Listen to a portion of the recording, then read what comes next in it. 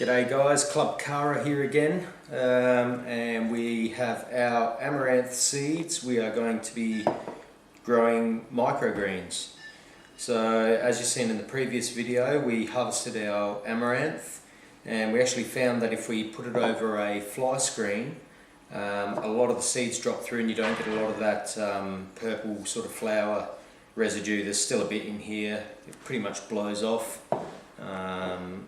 And so yeah, that we found an easy way of harvesting the seeds. So today we've just got one of these microgreen containers. You can get these from any sort of supermarket or cheap shop, bargain centres and stuff like that. So pretty simple procedure. That's where all the water catches in the bottom.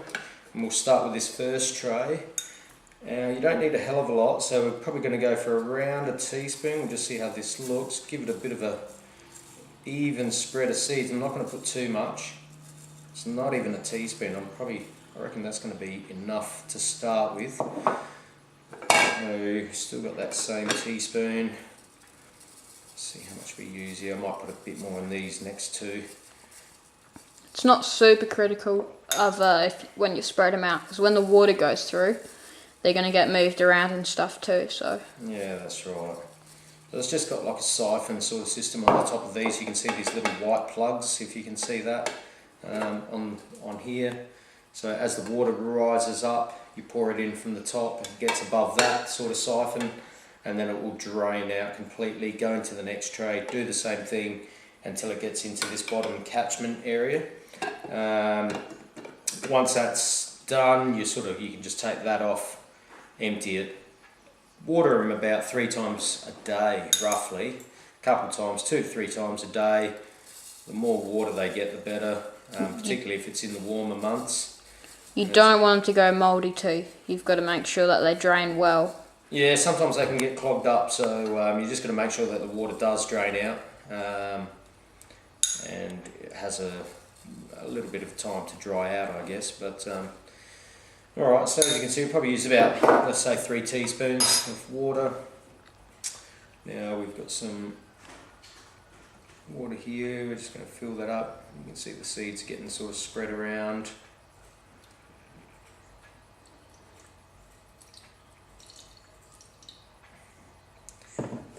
These little siphons can have a tendency to get blocked up. Sometimes you might have to just twist them around a little bit. I don't know if you can see the water dripping down there. Filling up the next tray, and once that gets enough water, that'll go down to the tray below it as well. So let's put a little bit more for the initial one. Sort of want to fill it up to just above that the nodule thing where it drains out from. Yep, there you go. You can see the second one. I'll try and line these up. Drain down. Yeah, you can see that. Yeah. It's starting to trickle down. And so on until it goes down to the bottom one. So, real healthy way of growing your sprouts. You can use pretty much any type of fine seed.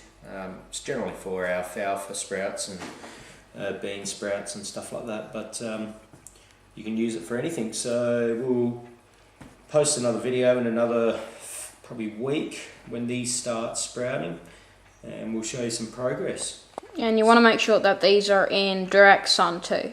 You want to like on your kitchen counter or something where they're going to get sun. Yeah, leave them near a window so they get a bit of filtered sunlight, and don't forget to water them. So that's about all you really need to do. It's a pretty simple way, great for sandwiches and salads and stuff like that. So see how you go with that, but great way to keep things growing. You don't necessarily have to be outside in your garden, you can do it inside. So thanks for watching, and if you haven't subscribed, feel free to subscribe, and any comments would be appreciated.